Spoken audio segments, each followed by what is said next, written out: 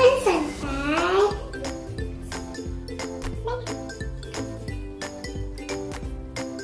Dan air.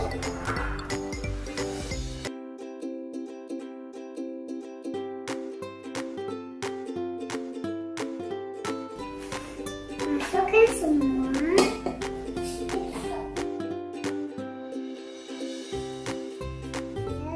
Dalam kaleng serai.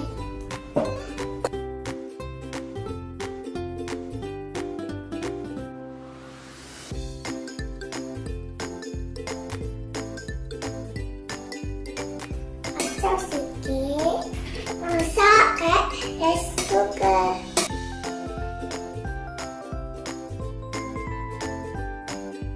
Saya nak masak sambal sotong kering Sharifah. Cara dia mudah saja. Saya nak masukkan dalam bekas.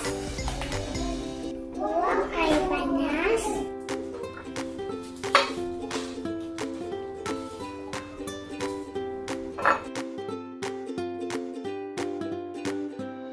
Saya nak tuang sambal sotong Sharifah. Panas.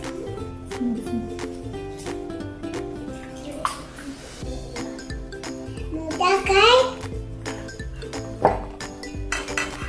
Sekarang hidangkan ke nasi lemak.